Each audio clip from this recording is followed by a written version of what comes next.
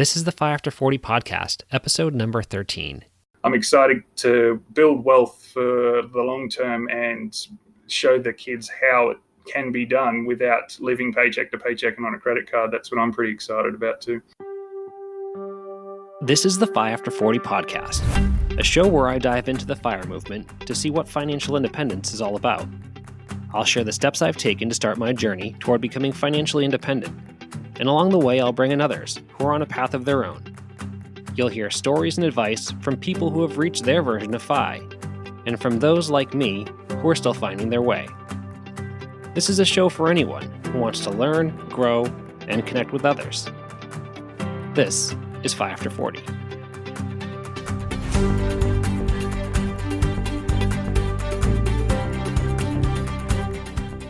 Hey, what's up, everyone? This is Ben. You're listening to the 5 After 40 podcast, and this is episode number 13. So today I have Blake from the blog Fire with a Family as the guest on the show. He's originally from Australia, and now he and his wife live in Canada. So he's got a great story about moving there and finding financial independence with his wife. And they started a blog actually very recently in the last couple of months. So we jump into that. His story is pretty interesting. I think they really hit an inflection point when living in Canada, and they had to fly back home to Australia for a family emergency, and they didn't have the money to do it. From being in debt. And so that was a real kind of wake-up call for them, having to borrow $10,000 just to fly their family back to Australia. Since then, they've really had a focus on eliminating their debt. They've made a ton of progress with it. They've written all about it in their website, and they have a bunch of budgeting tips. We talk through a lot of information that I think will be really helpful for people to hear.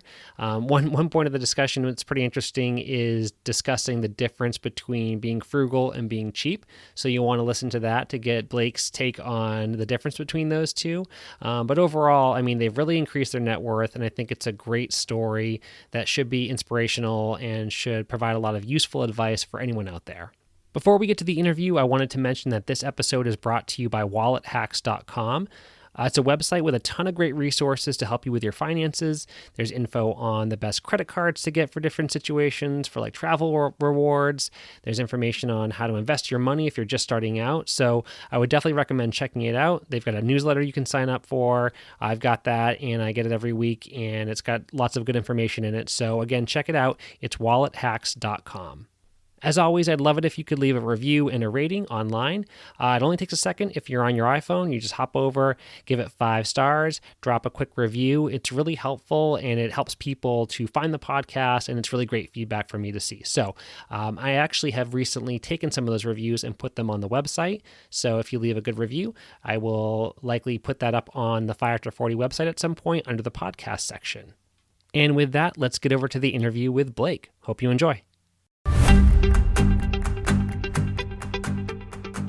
So today I have Blake from the blog firewithafamily.com. So Blake, thank you for joining the show. Yeah, no worries, Ben. It's good to be on. Yeah, I'm excited to talk through your story and kind of hear what you've been working on.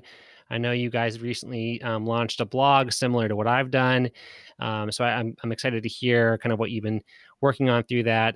So why don't you just jump in and start off with a little bit of background as to kind of what you've been doing and what got you interested in pursuing financial independence to begin with.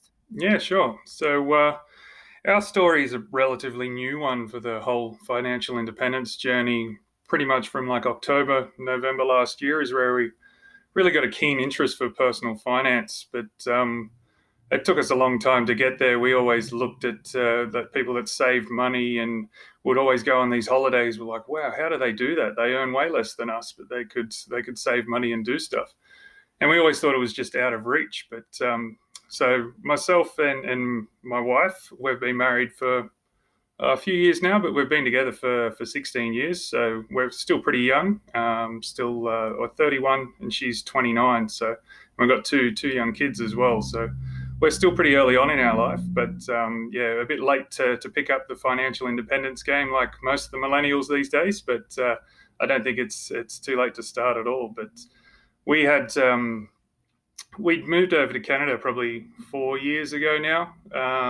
It was a big change for us. We'd never lived out of a small country town before, and decided we had the opportunity with work, because we both work in mining, to come across the other side of the world to have another adventure. So we thought, yeah, wow, this is great.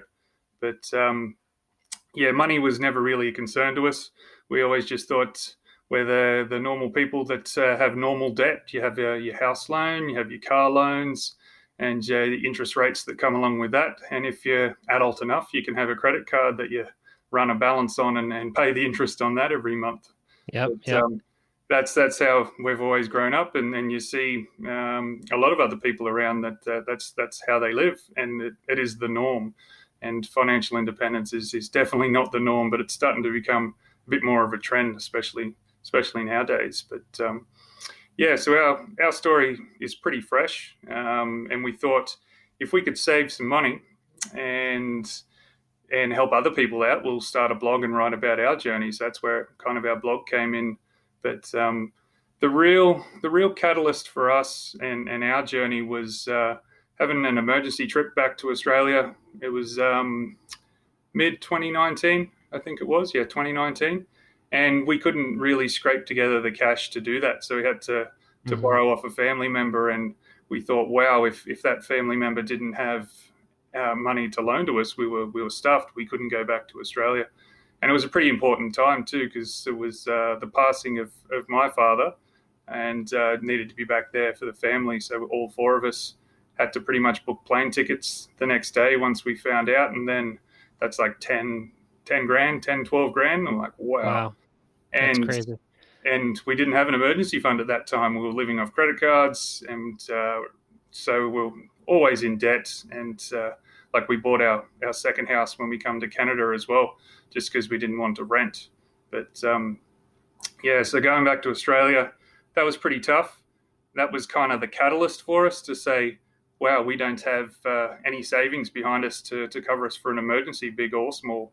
So when we come back, and it was through really just YouTube was the main instigator for how I found people that were related to personal finance, minimalism, and that kind of stuff.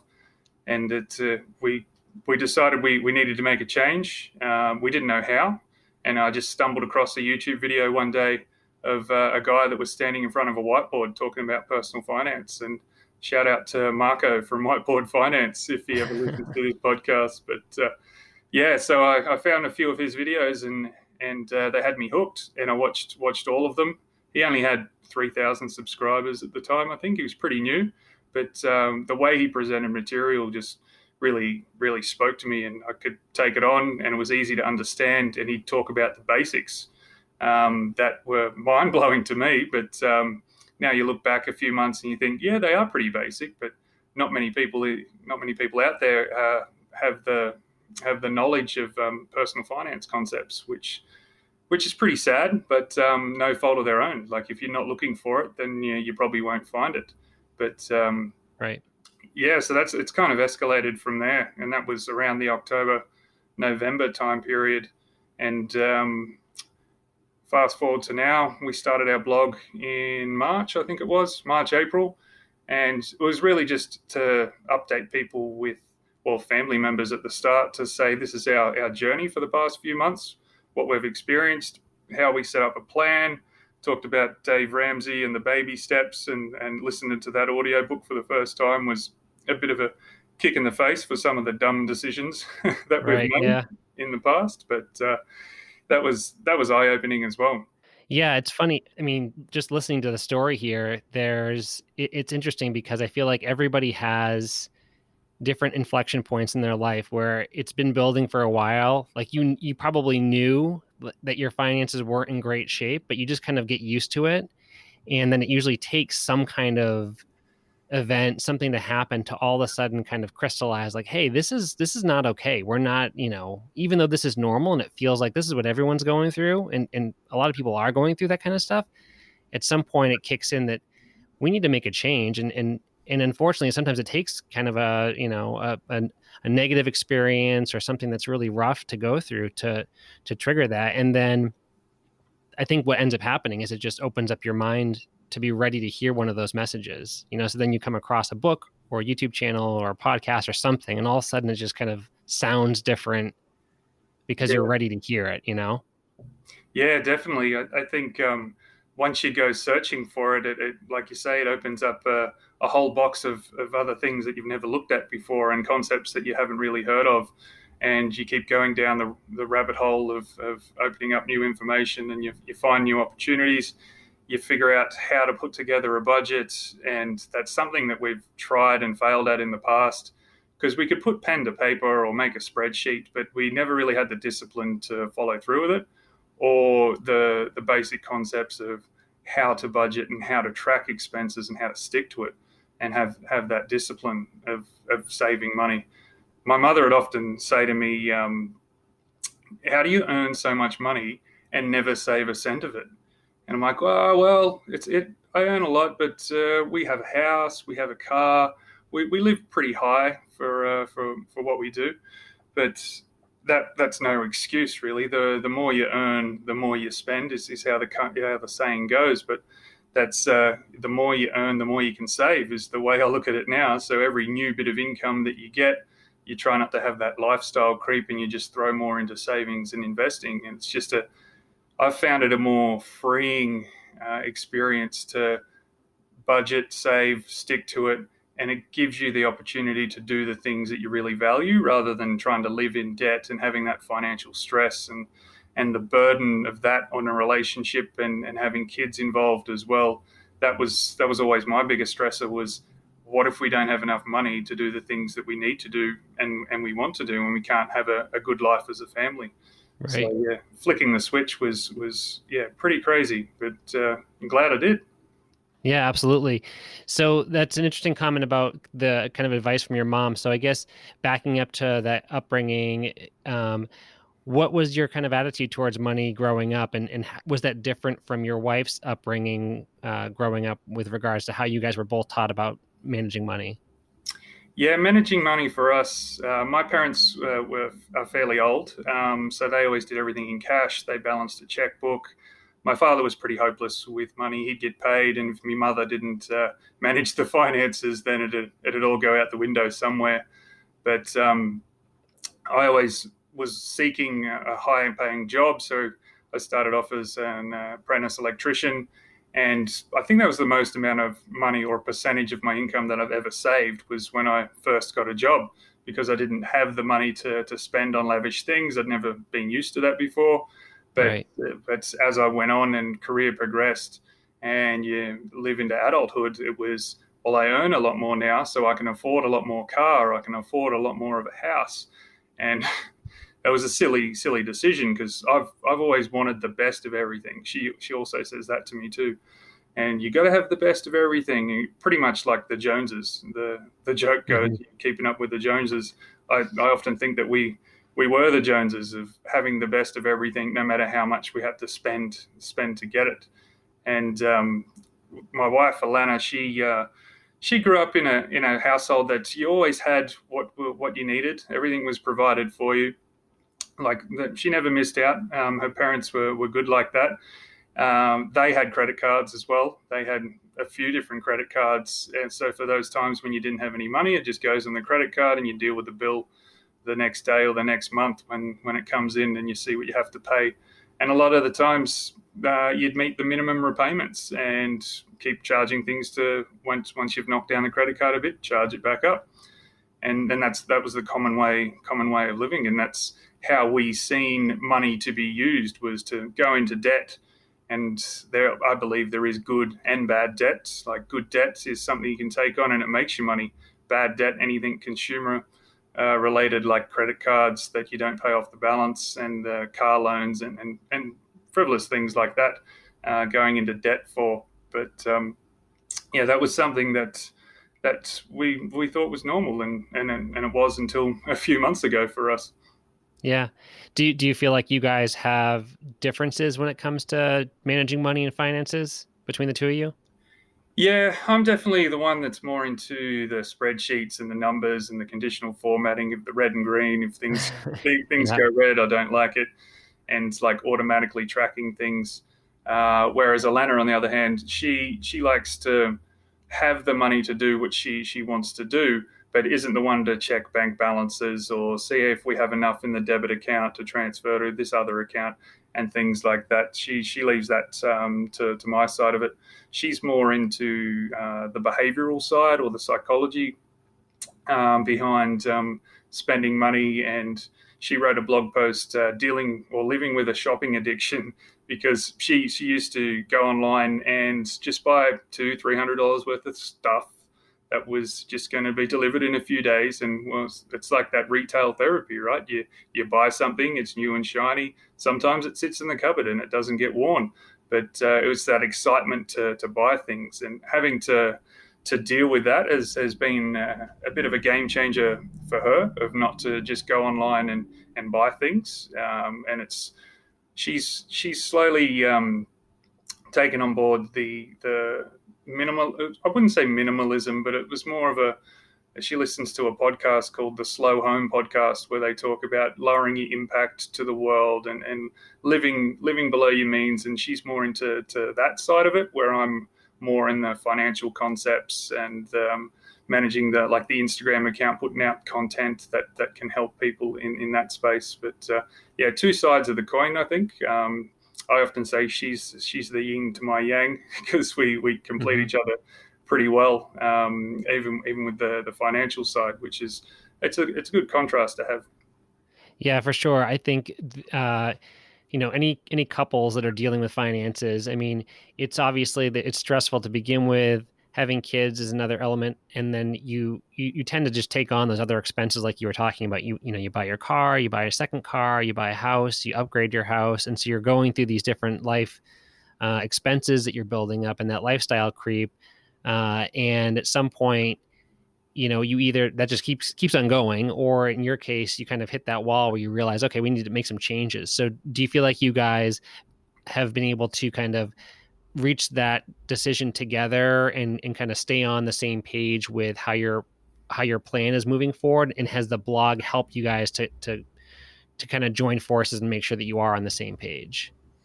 Yeah, we had that conversation when we were booking the flights to go back to Australia.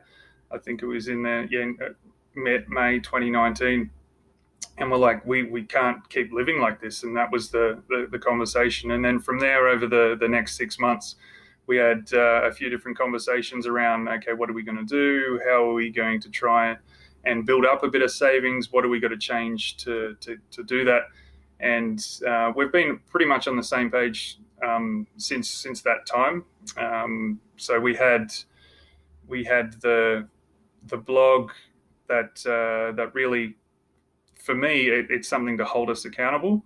If we're going to share our journey and say this is our savings rate and how we're progressing on our journey, then other people are going to go, well, okay, this is what you said you're going to do, and I like that idea of, if you say you're going to do it, you should do it. So putting the blog out, or a blog post every week, has been something we've looked forward to.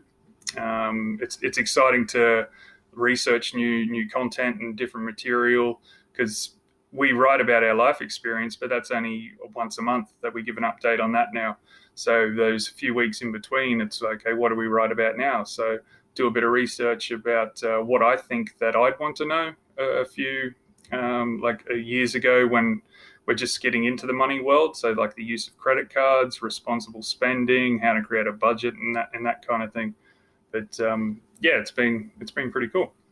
That's great. I think something that I've realized is you don't necessarily need to be the world's expert on everything financial to be a valuable resource for other people. Because everybody is at a different point in their life, and everybody has a different kind of goal that they're working towards. And so I think it's really great that people are able to jump on and share their stories like you guys are, and inspire others and put out that content. And you're right, there's so many things that it holds you accountable, but then you also are learning stuff as you're going because you're researching stuff. And I think it's a great, it becomes a resource for others and also for yourself as you guys are developing your journey. So you mentioned, I think you mentioned Dave Ramsey a couple minutes ago. So is that a resource that you guys have utilized? Is his message something that has helped to drive what you guys have been doing with your financial journey? Yeah, definitely. Dave's pretty blunt in the way he delivers his messages. He calls some decisions dumb, which I really like. I think you got to be blunt sometimes when you're talking about financial concepts because it's very taboo to talk about money still, which is something I think we all need to change and be open about. Not necessarily your salary and what you earn every year, but how you manage your money and don't keep it a secret if you're doing something well that someone else can learn from. But there was a lot of concepts that we listened to in Dave's audio book. It was the Total Money Makeover, which I think is his most popular release. But we'd find ourselves driving around in the car listening to it, and we'd drive an extra 5 to 10 to 15 minutes just to hear a few more chapters. Hmm.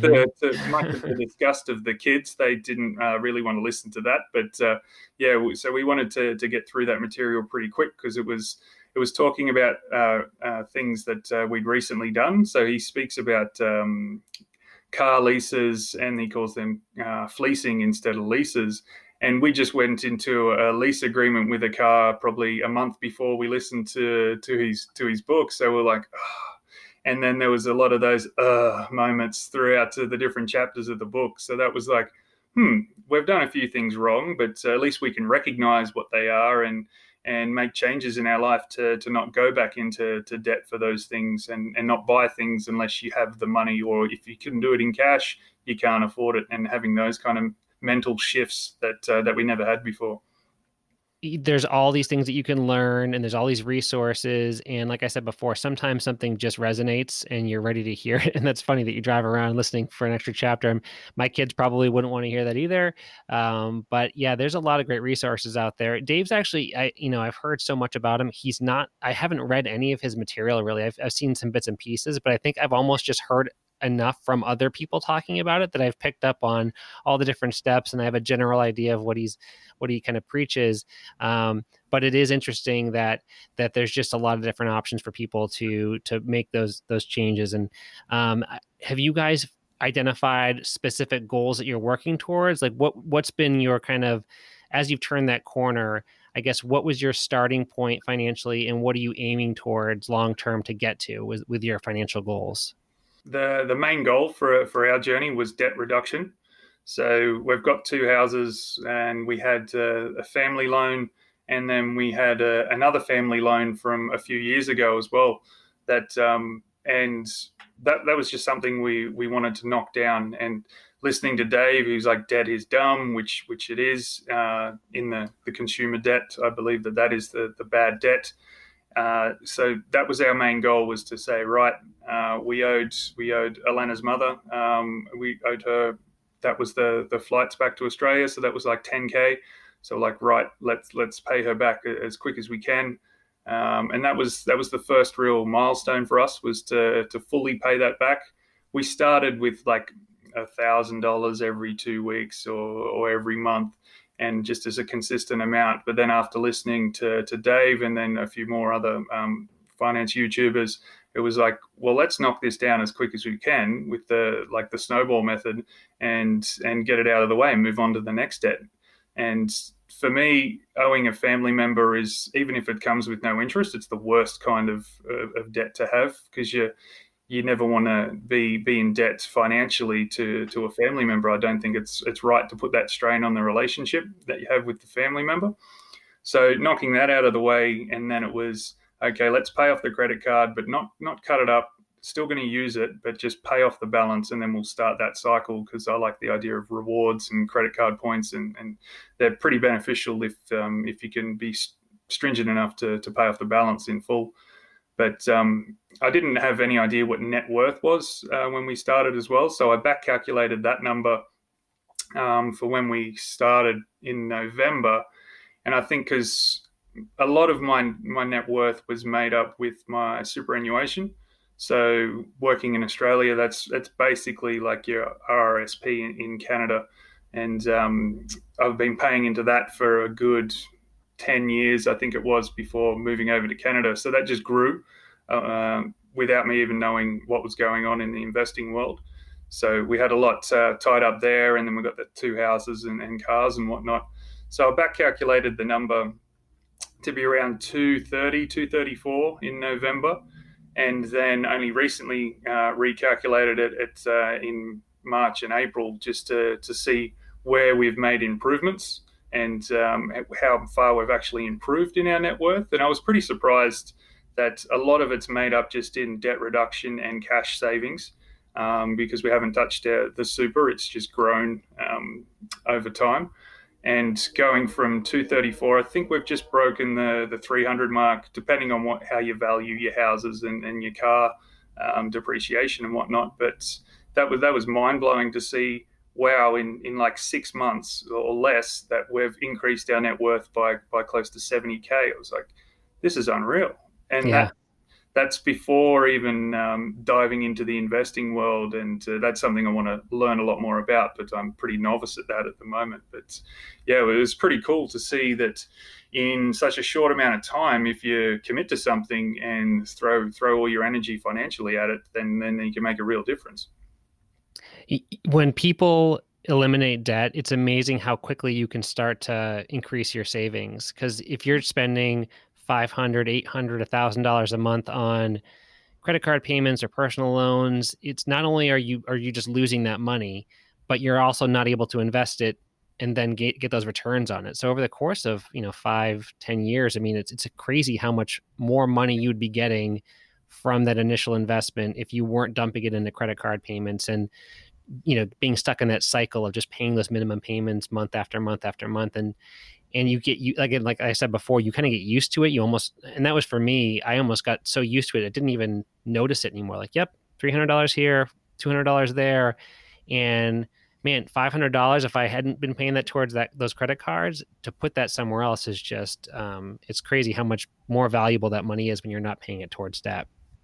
Yeah, definitely. I think seeing your bank account grow, because we started like the online high yield savings account, which most people do for their emergency funds and whatnot, and just having the set goal that we had for each pay period, because we get paid twice a month, and just meeting that goal every 2 weeks just built that momentum. I was like, wow, we can actually do this, and we can save 50% of our combined income throughout the whole year and still live the way we usually do, just cut back on a few online shopping sprees and try and be mindful with groceries and that kind of thing. But definitely seeing that it was doable for us with our own financial situation was a powerful thing to keep us motivated.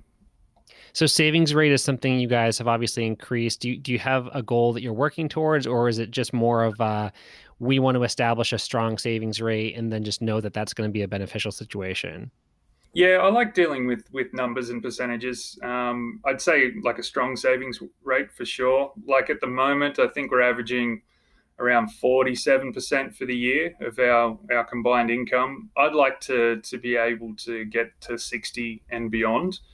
Maybe that'll come in the next few years, but the savings rate that we're currently tracking at is enough for us to meet our goal for 2020, and that means we've got a fully stocked emergency fund. We've got enough for a holiday fund to trip back to Australia if we wanted to, and we're going to pay down the last remaining bit of debt that we have with another family member as a big lump sum, so we can meet all those goals with our savings rate as it is. But I'd like to get it to the 60% or higher, so then I can dive deeper into the investing world and have a few just balanced ETFs that I can just dump money into every month and just compound that over time. That's the long term goal, and just to build wealth that way.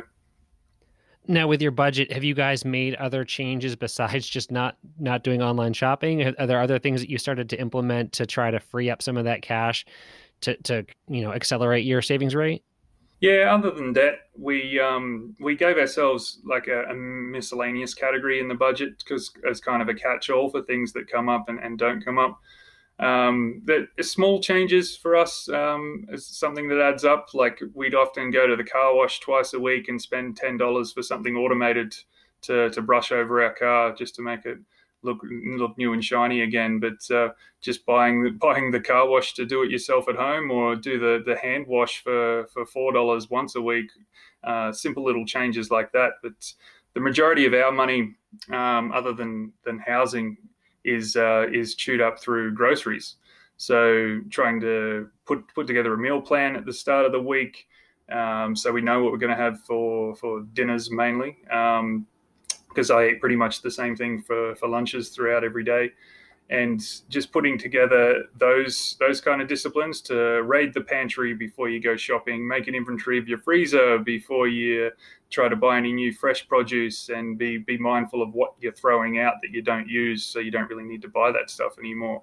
Like we've cut it down a bit. We've still got a long way to go in the groceries department to be considered frugal in that area. But at some stage, we're kind of happy to spend a bit more on local quality food, and have a few steaks once or twice a week, and just cut back in other areas.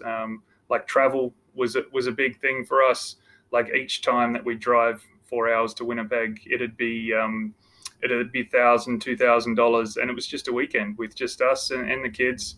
Like wouldn't do anything extreme that we would have thought. Maybe shop at a few different malls and go see a few movies and stuff. But you'd come back and go, wow, how did we spend that amount of money? And and those kind of things is something we're looking to change this year. So going camping in the summer is something we're looking forward to. It costs you a little bit to kit out with that stuff, but we just spent $400, and that'll be our main supplies other than food for traveling around if the COVID crisis allows us to get there. But those are kind of the mindset things that we're trying to change, and not going into consumer debt for something that we don't need or can't afford. I tend to ask a few questions internally of before purchasing something. If you look at it and you're like, wow, I really want that, can you give yourself 24 hours? Do you really need that? That's something Alannah's been good for. She keeps a list, and if she still wants it in a month and thinks about it every day, then she buys it. But usually you forget what you've written on that list, and you say to yourself, is this going to bring me value? Is it still going to be with me in 5 years? And if the answer is like yes to all of those questions, then yeah, sure, maybe you should buy it if you can afford it. But yeah, it's been those little changes that have been helpful in our budget journey for that. Yeah, I've done that before where I've gone into Amazon and I've opened up my cart and I'm like, oh yeah, I forgot I put these couple of things in here. I guess I probably didn't really need to buy them. So I'm glad that they're still there and not sitting on my coffee table. Um, so you mentioned a moment ago, you mentioned being frugal. So do you consider yourself a frugal person, or is that something you need to kind of force yourself to do? Where do you fall on that kind of spectrum of frugality? And also, along with that, what's the difference between frugality and being cheap? Because I know you've written about that. Yeah, definitely. I think now, like in the past few months, I'd be more frugal than what I was. If we were to put a scale on it, I'd probably say I'm more on the scale of frugal than frivolous. But there's still check-ins that you have to ask yourself of when you're out and about and you're looking for stuff to buy. It's you ask yourself those questions and you think, well, I don't really need to buy that. But things that I've started to do is like at the grocery store is a simple one for us. You compare packages of food. I look at the nutritional labels. I've always read nutritional labels, but comparing the price per kilo, price per gram, and not always going with the name brands. So shopping pretty frugally in that space. But yeah, the difference for me in the like, I know a few people that are cheap, and I know a few people that are pretty savvy and pretty frugal. Like for me, the difference between frugal and cheap, I'd say frugal is where you're seeking the best value. So you're always looking for the best value for money. And the cheap people are just looking for something that's the lowest price. Whether or not they buy a $10 t shirt and they have to buy it 5 times throughout the year, you could have bought a $50 t shirt that's going to last you 4 years, and you never have to buy it again. But yeah, those cheap people are the kind of guys that you give that glaring look to and go, really, do you really like that? But yeah, I try and definitely have no cheap behaviors. I tend to err towards more of the frugal behavior for sure. Yeah, I've always struggled with that. I'm definitely not a frugal person by nature, and even when I try to be frugal, it still is a struggle for me. I don't know if it's something that is a learned behavior or if it's something genetic. I just feel like I don't know that I'll ever really be able to kind of flip that switch. But I think to your point, it's just a matter of seeking value and being a more responsible spender. And yeah, I can definitely do that. Um, but I think that that's a struggle for some folks to get that mindset. And really, that's what it is. It's just a mindset of seeking value and making sure that you're not being frivolous with your spending. Yeah, and the toughest thing for me is I like to have nice things. Like we bought a pretty big SUV, and I've always said you can sell me a car with good rims and blacked out windows. Like that's I like things that look nice. So that's been the hardest part for me is to not always seek the best looking thing or the something that people will say, wow, that looks pretty cool, or value it that way. That's something that's an internal struggle for me because I like appearances, but I like to buy something that's going to bring value. And sometimes the biggest shiniest thing isn't the most. You don't get the best value for money out of that, which is an internal struggle for me at times. Yeah, and I think having that self-awareness is helpful. If you know that that's your tendency, and it also helps to have a partner who can help hold you accountable. She knows, hey, this is your tendency. Blake always likes to go for the car with the shiny rims. Like I'll help rein it in when we're going car shopping. That's definitely helpful to have that partnership. Yep, for sure. Earlier on, you mentioned a little bit about I know living in Australia and moving to Canada and owning a home in both locations. So can you just touch on a little bit what the experience has been like for you as far as purchasing a home? Because I know that is for most people going to be their most significant source of debt. So what's your experience been like, and what have you kind of learned about home ownership and debt when it comes to mortgages? Yeah, so when we first bought our house in Australia, we were still pretty young. It was we were probably mid 20s, I'd say. I was about 23. We had our first child. He was about one then, and we decided we're sick of renting. We're a family now. Let's buy a house. Because I was always under the presumption that having to pay rent is paying off someone else's mortgage, which is true, but it's always the worst option. You should always buy a house. That's always going to be better, and that's the how the saying goes.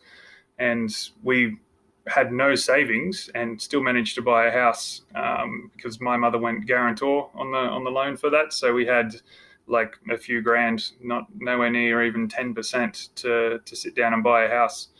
And we'd spoken to a few different people of a few different loan types. So we thought the standard loan type, where you pay a fixed amount every month and some of its principal, some of its interest, is a pretty vanilla way to do it. We probably should have went that way, but we didn't. We got basically a line of credit where the value of the house was what was our line of credit, and the enticing thing about that for us was all of our money was going to go into that account. So our paycheck would all go into there. And the more money we had in there, the lower we'd pay in interest. It's just like a HELOC in other areas of the world. And we thought, oh, wow, we could save a lot in interest there and pay down the house quicker. But we never had those basic disciplines of keeping the money in there, because we seen more money in there was more money for us to spend. It wasn't more money to pay off the house and save us in the long run from interest repayments. It was let's get the money in there and then take it back out because we had money to spend. So we never really got ahead in that space. And fast forward to moving to Canada, we still had that same mentality of rent's dumb. We need to buy a house. But the place where we moved to in Canada had absorbently high rent prices because the mine had only started a few years earlier and they jacked up the rent prices like 300%. So you'd be looking at $2,000 a month for something that didn't have a finished basement. So we're like, this isn't really for us. So we again went into more debt, but we had a bit more money this time because we got our long service leave paid out from our previous employer, and we had cash in the bank. So we thought, wow, we're loaded. Let's Hmm. buy another house. So yeah, we bought a house here where we live now, and it's cheaper than some of the rental properties in the same area. But we still have the same mentality. It's like, let's buy a house because it's going to work out. And we didn't have, I don't think we had 10% deposit for the house, so that we've only got our house is it was 250. I think it was 250,000 for the house in Canada, and we had like 10, 13, I think it was for the down payment. So we had to go with the lender's mortgage insurance, paying that on top of the loan.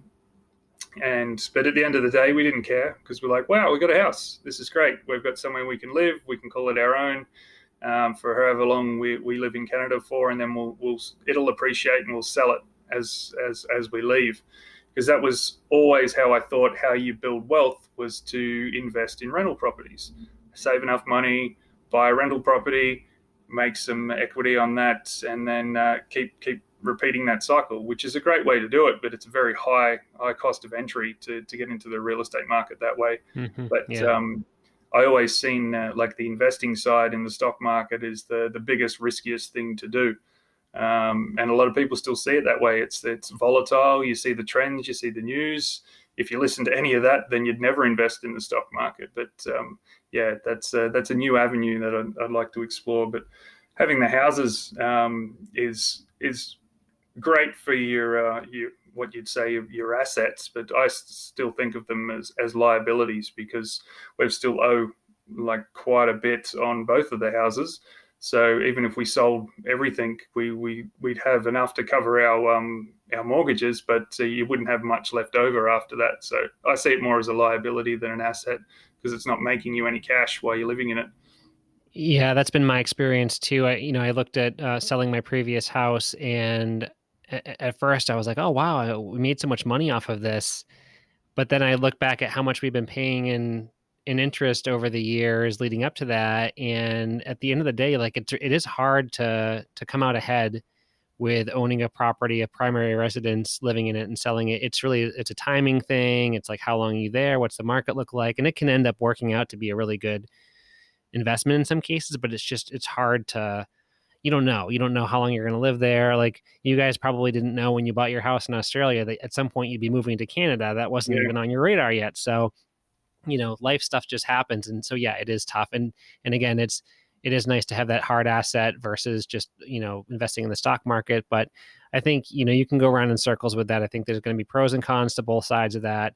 But at the end of the day, having some money saved up is ultimately what you want to work towards. And you guys have probably your perspective has changed. It's life lessons, and you'll take that information going forward with whatever decisions you guys make down the road with buying rental properties or staying in a primary residence, whatever you end up doing. So it's all information that you just learn from, really. I want to jump over to some of the tools that you guys have used to keep yourself on track. I know you've listed out on your website a few different things that you've used as far as just resources and tools and apps. So, what are a couple of things that you guys have found useful in keeping track of your budgeting and planning and things like that that you might recommend to other people to use? yeah, sure. The main thing that we use for tracking our annual expenses and monthly expenses is just a simple spreadsheet. So after like listening to Dave and the 6 baby steps to wealth, knocking down debt, have a plan. So the plan for us lives in the spreadsheet where I built the bare bones when we started off of what we get paid every 2 weeks. So let's extrapolate that out for the rest of 2020 and see what our income would be without any bonuses or raises or anything. And then what's our usual expenses? And to figure out our usual expenses, we use an app called Mint. I don't think it works in Australia. I've spoken to a few others. They've got like Pocketbook and a few other things, but Mint is something we downloaded probably 18 months ago and used it for a month or two, and then thought, oh, this is too hard. We're not saving any money. It's not working for us. But we had that app. It still had the little cloud icon in the Apple Store for us to re-download it because it was still stored there. So installed that again, and that's what we use to track our expenses because it's all automatic. It does the categorization for you.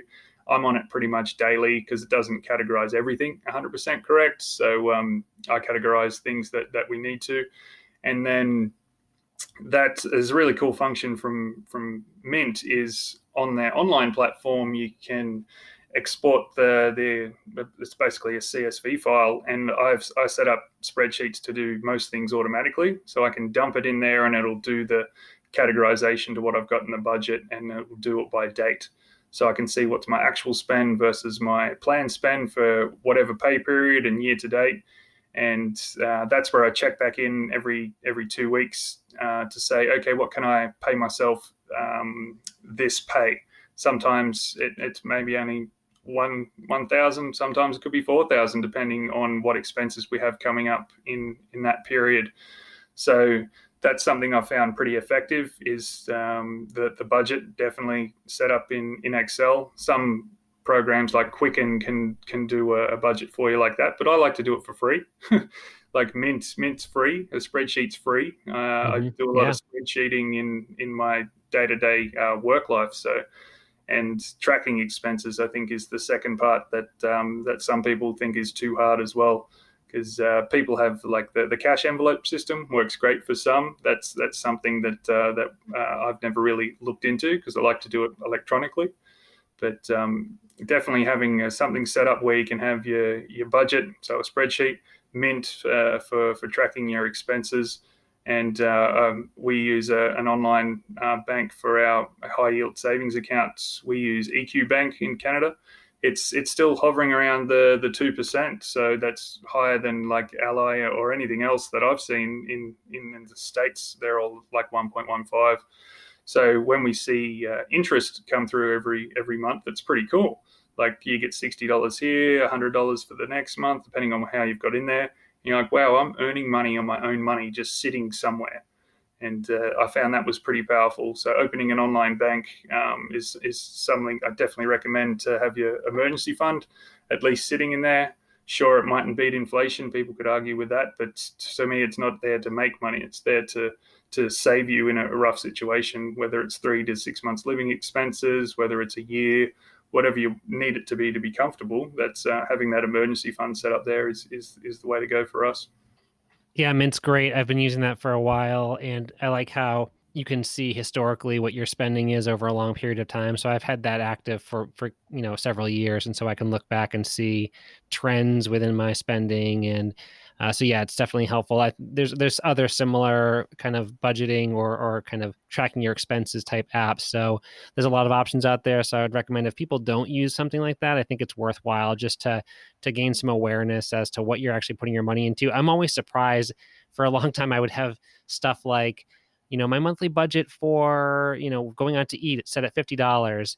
And I was like getting alerts every month going over it. And I'm thinking, wow, how am I keep going over this budget? And yeah, you don't realize if you don't have some kind of little ticker there to let you know when you're going over. You don't necessarily realize that you've been far exceeding your budget that you might have had in your head. For people who like to keep track of things in their head, try an app. It's really gonna make a difference for you. So I recommend this as well. So as we wrap things up, I guess one of the last things I did want to throw out there just to get your perspective on is when we look at people who are starting this journey to financial freedom, that might be starting later in life. So someone maybe in their 40s that's just learning about some of the stuff that you've mentioned. What general advice would you give to someone who's just starting off on this and they're a little bit later off in life? I'd probably say that the main thing is to absorb as much knowledge as you can. Read self help books, read education books, like about personal finance. There's so many great resources out there that I'm still finding that exist. I find like for the millennial to a little bit older generation, if you're not into reading, like podcasts, they're there for free, so you can absorb a lot of information that way. There's so many different perspectives you could learn from. I'd say try to look for something that's pretty basic and it's got the basics listed out in there. And similar with like audiobooks or the Kindle, if you wanted to listen to an audiobook, there's Audible, there's other programs like that where you can download basically any book in the world and just listen to it on your car ride.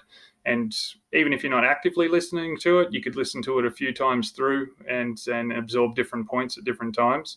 But educating yourself, I always say, reading a quote that says, education pays the best interest. And it's true, because the more you can learn about what you're trying to pursue And if it's to become financially secure, financially independent, have an abundance of money, whatever it is, the same kind of principles apply. So the more you can learn about the basics and start applying it to your own life, the better. I think we often talk about if you're 20, you can invest little amounts and it'll grow to be something huge, which is true, but you can do the same thing when you're 30, 40, 50, but you just might have to invest a little bit more than what you would if you were 20 to get the same compounding effect over time.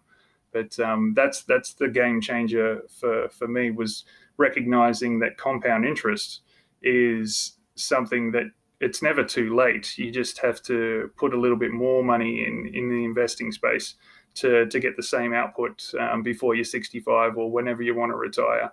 And like having that long-term goal of saying, if you're like 30 now and you wanted to retire before you were 65, maybe you set a goal for 50. You could put that number out there and see how much money would I need to retire on when I reach that age. And then you can work back from there and say, okay, cool, I need to save and invest X amount to reach my goal by the time I'm 50. You can be more aggressive and shorten that time period, or it can be more relaxed and push it out a bit. But having that long-term goal, recognizing what you want, to me, your why is pretty important. Like we haven't spoke too much about the whole family aspect of it, but I remember listening to one of your episodes where you're seeing your son looked over your shoulder and there was a spreadsheet or a finance thing, and you were like, oh, well, you'll close that down, and that's the immediate reaction. Like, I like to think of money as something that your kids need to learn about. They're starting to do it in schools now, which is great, but educating about what's simple interest, what's compound interest, and those kind of cool money principles is something I'm looking forward to teaching our kids, because they're 9 and 7. So our 7-year-old, she doesn't really care at the moment, but our 9-year-old's more interested in those academic principles and stuff like that. So I'm excited to build wealth for the long term and show the kids how it can be done without living paycheck to paycheck and on a credit card. That's what I'm pretty excited about too. Finding your why is something that everyone gets to at some point if they're on this journey. I think that's a common theme, as people start to identify, what is it that I'm really focused on and why am I doing this? And it is more than just putting money in a bank account. It might be your kids, and I know exactly what you're talking about. It's when you have kids, all of a sudden you start thinking, I'm not only setting up my own financial future, but what am I passing on to them, both tangible money or wealth, and also lessons. And so, yeah, there's a lot of opportunity, really, regardless of your age. I think, to your point, you've got an opportunity to set yourself up, but also pass those lessons on and set up people in your life, your family, for financial success as well. So thank you. This is really good information. I'm happy that you came on the show. I'm excited to hear more about your story and follow you. So if people are interested in keeping track of what you're working on, where's the best place to keep track of that? Yeah, so I'm pretty active on Instagram now. So at Fire with a Family is where you can find our account. We haven't got much of a following. We're starting to slowly build. We only had that for a few months, but that's the main avenue. And we write a blog post and develop a few tools throughout the time. So that's our website's firewithafamily.com, and that's where we can start to load our fire flow charts, our budgeting spreadsheets, and all these kind of cool tools that have helped us along the way, so we can help someone else. And share our experiences through the blog is something that we're quite passionate about. So that's probably the easiest place to find us at this point in time. We don't have Twitter or anything like that, but IG and the blog is pretty much where it's at. Blake, thank you so much for coming on the show. I really appreciate the time, and good luck with everything with your family. No worries. Thanks, Ben. It's been a pleasure. This is great. Thanks again to Blake for taking the time to come on the show and share his story. Hearing how much progress he and his wife have made just in a few years is a real inspiration. So I would definitely recommend heading over to his blog. Again, it's firewithafamily.com. I'll put the link in the show notes. But they've got some great content there. Their recent stuff talks about the pros and cons of credit cards, how to improve your credit score, and how to get to know your net worth. So if any of that sounds interesting, definitely jump over, take a look, read through the information, and hopefully it's helpful for you. They also have some great recommendations for other podcasts and YouTube videos that might help you on your journey to learning more about your finances. So that wraps things up for this episode. I hope you enjoyed it, and I will talk to you again next week. To read more about my story, be sure to follow me at FiAfter40 on Twitter, Instagram, and Facebook. You can also subscribe to receive updates whenever new content goes up at FiAfter40.com. Also, be sure to subscribe to the podcast and leave a rating and review. It makes a big difference. Thanks for listening.